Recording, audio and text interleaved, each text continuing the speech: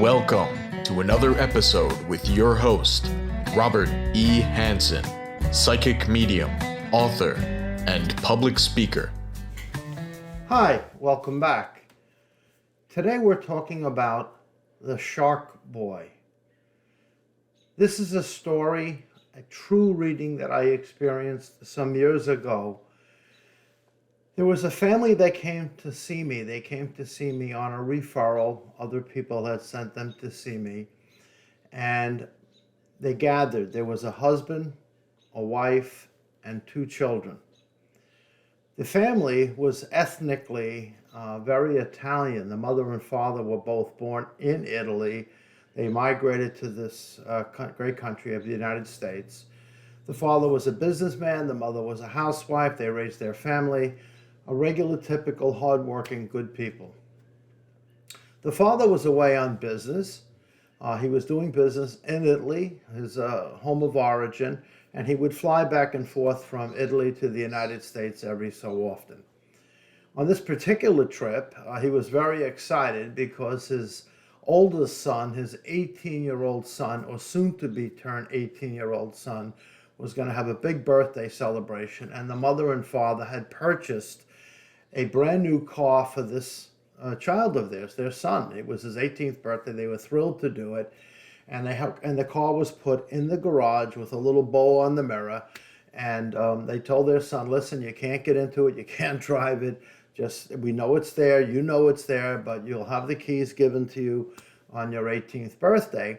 And as it turns out, the father was flying back from Italy to the United States on the evening before his son's birthday. So he would arrive in the States in time to celebrate his son's birthday. Meanwhile, while he's flying from Italy to America, crossing the Atlantic Ocean, his son and his girlfriend at the time, they were relaxing, watching television. The mom was in the house. The other kids were at home. Everything was good. And they were watching some video, some movie at that time. And apparently they fell asleep in the midst of this movie. And everybody went to sleep. And they woke up about 1:30 in the morning. And they realized that the young lady should have been home hours ago. And there was kind of this panic that struck both the young man and his lady friend. So they didn't know what to do. They didn't want to wake up the mother. The other kids were too young to drive. So he said, listen, my new car is in the driveway, or in the garage, I should say. Let me get the car out. You only live a short distance from here. I'll bring you home. This way your parents, who may have fallen asleep already, don't even know you're late. And we'll get you back in the house. You can get squared away. And I will go back, put my car back in the garage. No one will know the difference. And when my dad comes home tomorrow, they'll give me the car keys and off we go. Well, everything worked out in the beginning of the plan. They got in the car. He took his girlfriend home. She went in the house. Everything was safe and secure. But he felt anxious. He wanted to get right back. He was a little nervous about taking the car. He wasn't supposed to use it, but he did to get her home. And in an effort to get home quickly, he lost control of this vehicle, his brand new car that he really never had driven before, and he went right into a telephone pole and was killed instantly at the scene of the accident. Unbeknownst to this, the father now is very, very happy. He's very excited. He's coming home to land in the local airport. I believe it was JFK, if my memory serves me right, and the family was expecting to have this wonderful birthday celebration. Unfortunately, the mother gets woken up early morning by the police rescue company, and they inform this mother that her son was just killed in a car accident. The father is still flying to the States, and at that time, there was no service that would allow contact in the plane. So when this dad arrived into the air terminal, he was greeted by his heartbroken wife and his devastated kids. And he was like, what the heck happened? And they told this man about the death of his oldest son. Well, I'm sure the sky fell on their heads. The grief must have been unbelievable. Some point down the road, they came to see me. Now, of course, I know nothing of this story. And they sat around and I did the work that I do. And one thing led to another. I saw the car crash. I had a strong sense that it happened on a birthday or right on top of someone's birthday.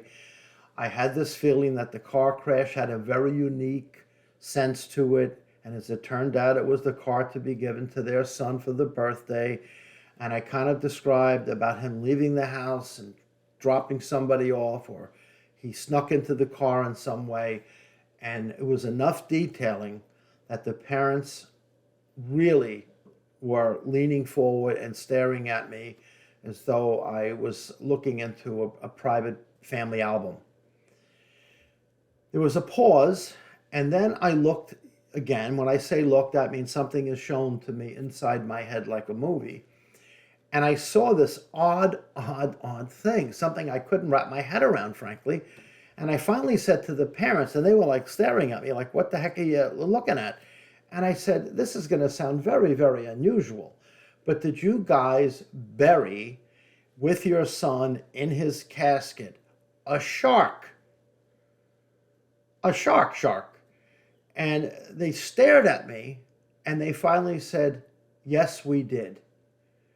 I sat back, I said, are you guys telling me that you buried a shark with your dead child? Are you kidding me, or what? I mean, what would be the possible purpose of that? That's like crazy. They said, Robert, and he started to giggle a little bit, and they said it wasn't a real shark, it was a stuffed shark. I said, well, this is pretty big. I mean, this is like 3 or 4 feet long I'm being shown. They goes, that's exactly right. It was about the length of the casket that you could see to the eye. So I'm like, oh my God. I said, oh my God. I said, what's up with this? And they said, well, my husband and my son were both very, very avid shark people. They love watching the shows on television. They love the movie Jaws. They had a passion for sharks. And they also used to go together as father and son shark fishing.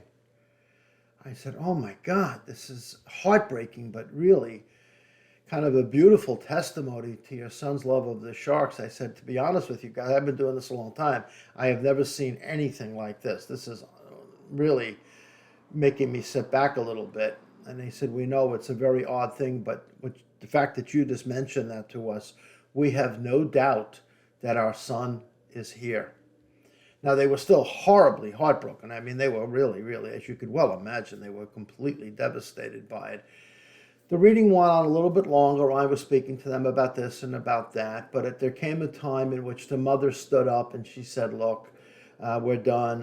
It's too much for me. I really want to go back outside, get some fresh air. So she got up, her young children went with her, and they exited my office. Very happy in a way, very heartbroken, obviously, in another way. And they wound up leaving. The dad didn't go out with them. He kind of lingered back, because he was still like spinning, like, how would I know about the shark and all of that? And then I said, can I walk you outside? So he said, yeah, let's go out. I said, let's get some fresh air. I know it's been a very, very hard morning here with me, and you must be reeling from this terrible, terrible tragedy. And, he said, yes, it's very kind of you to take the time. And I said, of course. I mean, good gosh, you lost your son only months ago. I said, I'll hang with you if you need me to, no problem. And he said, no, we're going to get on home. I said, okay. So I went outside with him, and we were talking for a minute about the other kids and his wife. And then all of a sudden, which really never happens to me, I got another hit, another wave. Actually, 2 waves of information came. And the first thing I said to him, which was not over the top crazy, but it moved him. I said, well, your son also buried with a shark tooth that you had taken from a shark you guys had caught. Now, that would not be a big stretch from my point of view. Some people may have shark teeth, the jaws of a shark on a wall.